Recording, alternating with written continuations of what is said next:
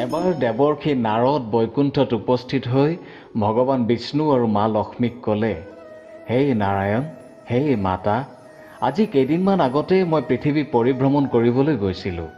প্ৰায় 7 দিনমান পৃথিৱী পৰিভ্ৰমণ কৰাৰ পিছত মই বৰ দুখী হৈ পৰিছোঁ। তেতিয়া মা লক্ষ্মীয়ে ক'লে, হে দেৱৰ্ষি নাৰদ, তুমি কিয় দুখী হৈ পৰিছা?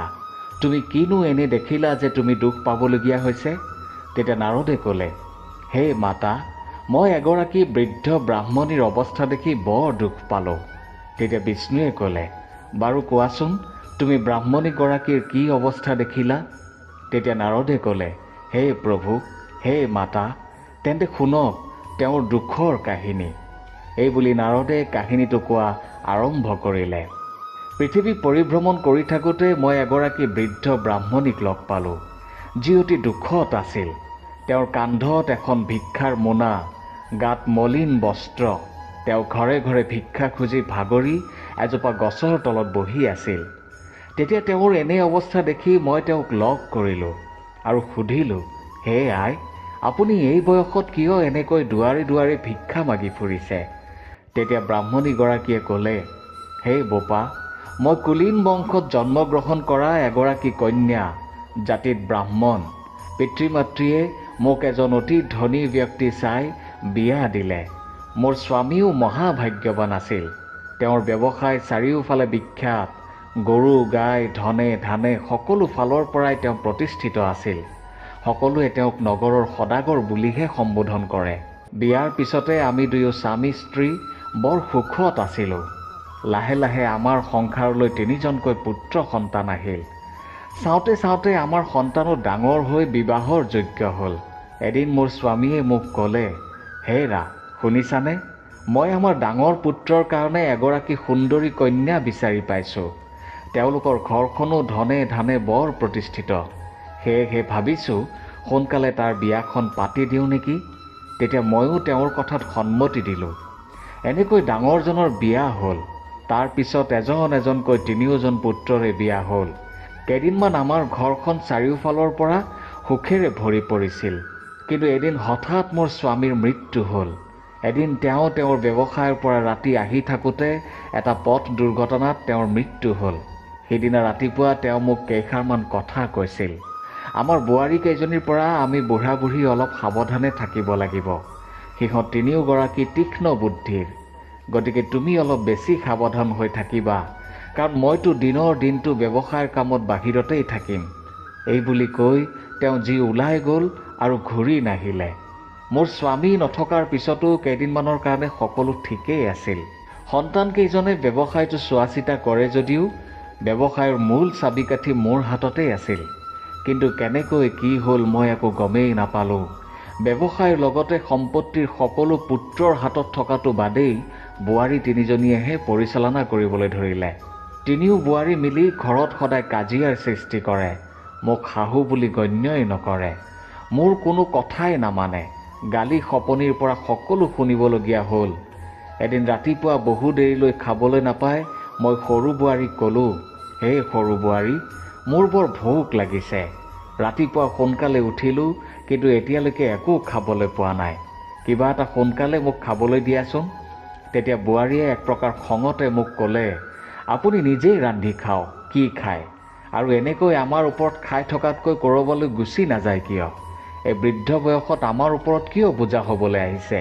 নিজৰ খোৱা বোৱাৰ যোগাৰ নিজেই কৰি ল'ব, লাগিলে ভিক্ষা কৰি খাব, তথাপি আমাৰ ওচৰলৈ নাহিব। সেইদিনা বোৱাৰীৰ কথা শুনি মই এক প্ৰকাৰ মৰাৰ নিচিনা হৈ গ'লোঁ। সিহঁতে মোৰ পৰা ধন ধান অন্ন সকলো কাঢ়ি নিলে। সিহঁতে সকলো নীতি ধৰ্ম এৰিলে। গুৰু গোসাঁই কাকোৱে নমনা হ'ল। আজিলৈ কোনোদিনে গোসাঁই ঘৰত সন্ধিয়া চাকি জ্বলাই নাপালে। দেৱতা ঈশ্বৰ কাকোৱে নামানে, পূজা নকৰে। সুন্দৰী যদিও বোৱাৰী মোৰ কুলক্ষণীহে হ'ল। মোৰো ভাগ্য বেয়া। সেয়েহে মই এতিয়া ভিক্ষা খুজিহে এবেলা খাওঁ, এবেলা নোখোৱাকৈ থাকোঁ। এতিয়া মই এয়াই ভগৱানক কওঁ যে মোক সোনকালে এই পৃথিৱীৰ পৰা মুক্তি দিয়ক। ময়ো চাগে কিবা কৰ্মৰ ফল ভোগ কৰিহে আছোঁ। বৃদ্ধ ব্ৰাহ্মণীৰ দুখ ভৰা কথা শুনি মই ক'লোঁ, হে আই, আপুনি চিন্তা নকৰিব। অতি শীঘ্ৰে আপোনাৰ দুখৰ অন্ত নিশ্চয় পৰিব। এই বুলি কৈ মই সেই বৃদ্ধ ব্ৰাহ্মণীৰ ওচৰৰ পৰা গুচি আহিলোঁ। হে মাতা, হে নাৰায়ণ, সেয়েহে মই আপোনালোকৰ ওচৰলৈ আহিছোঁ। এই বৃদ্ধ ব্ৰাহ্মণীগৰাকীৰ দুখৰ অন্ত পেলাবলৈ কিবা এটা উপায় দিয়ক প্ৰভু। তেতিয়া মা লক্ষ্মীয়ে নাৰদক ক'লে, হে নাৰদ, তুমি এটা কাম কৰিব লাগিব, যিটো কাম কৰিলে মৃত্যুলোকত থকা বৃদ্ধ ব্ৰাহ্মণীগৰাকীৰ লগতে সকলো মানুহৰে দুখৰ অন্ত পৰিব, যদিহে ভক্তিভাৱে তেওঁলোকে মাত্ৰ এটা কাম কৰে। তেতিয়া নাৰদে ক'লে, হে মাতা, আপুনি আদেশ কৰক, এনে কি কাম কৰিলে মৃত্যুলোকবাসীয়ে দৰিদ্ৰতাৰ পৰা মুক্তি পাব, তেওঁলোকৰ দুখৰ অন্ত পৰিব? আপুনি মোক কওক, মই শীঘ্ৰেই মৃত্যুলোকলৈ গমন কৰিম। তেতিয়া মা লক্ষ্মীয়ে ক'লে, হে নাৰদ, মৃত্যুলোকত যিয়ে ভক্তিভাৱে লক্ষ্মী ব্ৰত অৰ্থাৎ মোৰ ব্ৰত কৰিব, তেওঁলোক সৌভাগ্যৱান হৈ উঠিব। লক্ষ্মী ব্ৰতৰ বাবে তেওঁলোকে এই কামকেইটা কৰিব লাগিব। নিজৰ বাসস্থান চাফ চিকুণ কৰি গৌমূত্ৰৰে শুদ্ধ কৰিব লাগিব। তাৰপিছত তেওঁলোকে এক নিৰ্দিষ্ট আসন পাতি ভক্তিমনে এটা জলপূৰ্ণ ঘট বা টেকেলি ৰাখিব। টেকেলিটোৰ ওপৰত আম গছৰ পাত, গাত ৰঙা বস্ত্ৰ, তলত 5 বিধ শস্য, সেন্দুৰৰ ফোট, ধূপ দীপ ধূনা নৈবেদ্য, তামোল পাণ ফুল দুবৰি আদি আগবঢ়াই ভক্তিভাৱে মোক অৰ্থাৎ লক্ষ্মীক আৰাধনা কৰিলেই অচিৰেই দুৰ্ভাগ্য গুচি সৌভাগ্যই লগ দিব। সকলো দুখ সমস্যাৰ নিমিষতে অন্ত পৰিব। গতিকে হে নাৰদ, তুমি যোৱা আৰু পৃথিৱীৰ লোকত এই বাৰ্তা বিলাই দিয়া।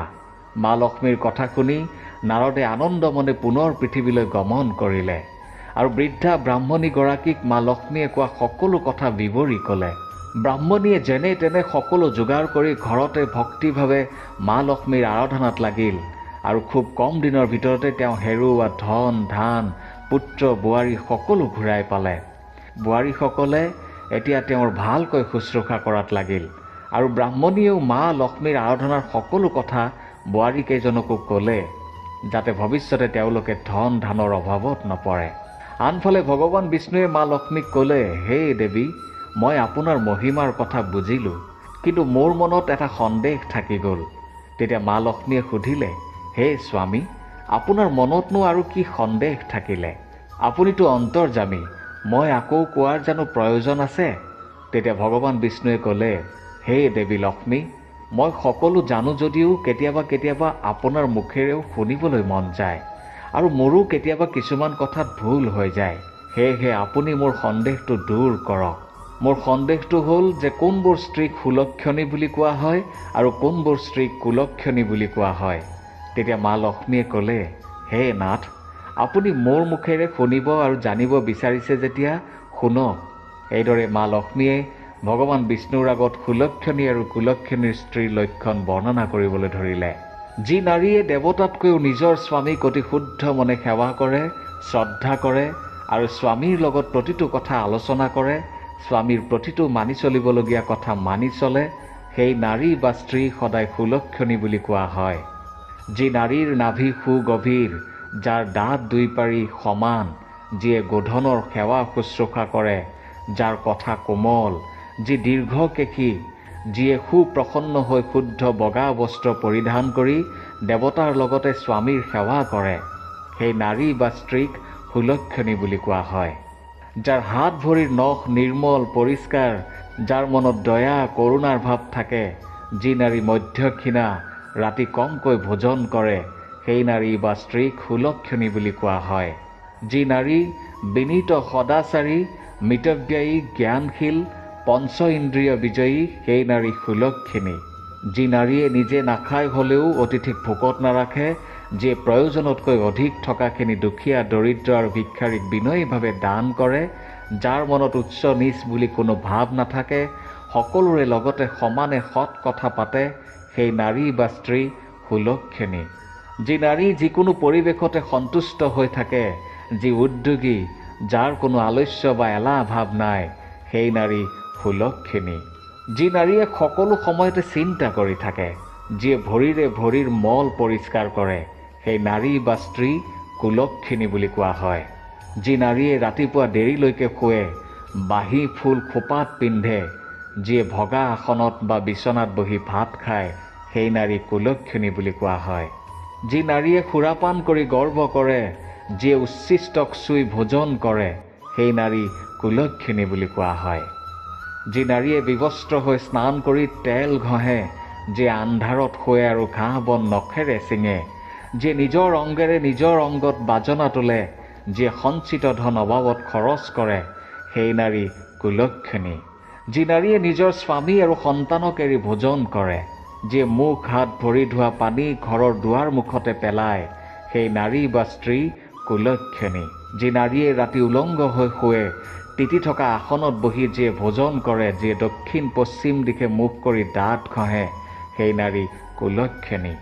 যি নাৰীয়ে উত্তৰ পশ্চিম মুখ কৰি শুৱে, নিজে ফুল তুলি নিজে মূৰত পিন্ধে, যিয়ে সন্ধ্যা সময়ত চাকি নজ্বলায়, যিয়ে গুৰুজনক বাটে ঘাটে নিন্দা কৰে, সেই নাৰী কুলক্ষিনী।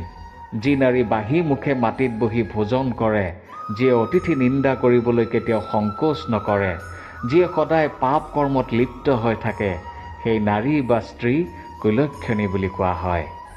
মা লক্ষ্মীৰ কথা শুনি ভগৱান বিষ্ণুৱে ক'লে, হে দেৱী লক্ষ্মী, আপুনি কোৱা এই কথাকেইটা মৃত্যুলোকৰ প্ৰতিজন মনুষ্যই মনত ৰখা উচিত আৰু নিজেই নিজৰ কৰ্ম কৰা উচিত।